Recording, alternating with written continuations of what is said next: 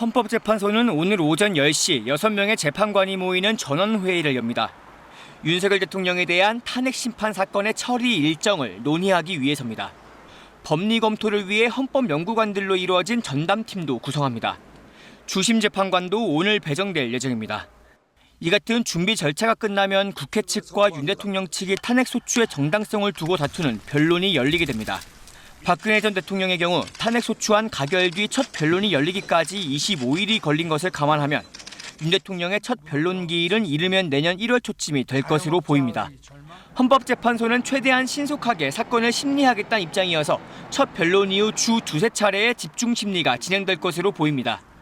사건 접수부터 선고까지 박근혜 전 대통령은 91일, 노무현 전 대통령은 63일이 걸렸습니다. 윤석열 대통령 탄핵 심판의 경우 이보다 더 빨리 결론이 나올 수도 있습니다.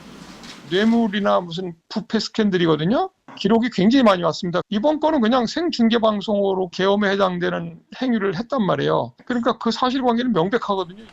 탄핵 심판 사건의 경우 공개 변론이 원칙입니다.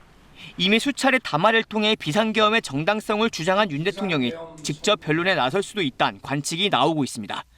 KBS 뉴스 황현규입니다. 여야가 현재 공석인 헌법재판관 후보자 3명에 대한 인사청문 특별위원회 구성을 마무리했습니다. 이달 내에 임명 동의안 표결을 목표로 일정 조율에 나섰습니다.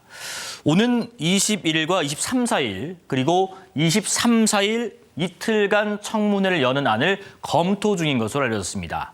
국민의힘에서 조한창 변호사를, 민주당에서는 정계선 법원장과 마은혁 부장판사를 각각 추천했습니다. 9명인 헌법재판관은 대통령과 대법원장 그리고 국회가 각각 3명씩 추천해 대통령이 임명합니다.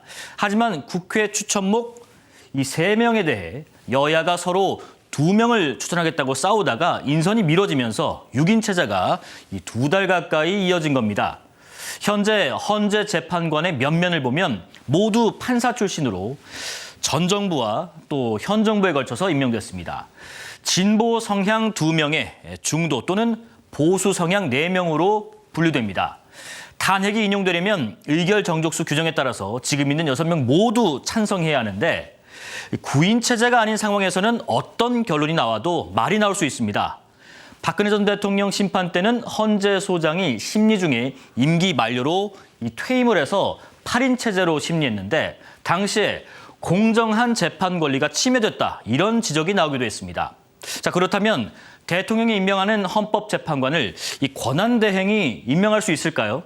결론은 권한대행의 권한 범위나 한계가 따로 없기 때문에 그럴 수도 있고 아닐 수도 있습니다. 실제 과거 2차례 탄핵 국면 때 이 추천 주체가 누구냐에 따라서 권한대행이 임명한 적도 있고 안 한 적도 있습니다. 그러나 대부분의 헌법학자들은 이 대통령목도 아니고 국회 추천목 인사 임명은 이 형식적인 절차란 측면이 있어서 임명에 큰 무리가 없다는 의견입니다. KBS 뉴스 김용준입니다.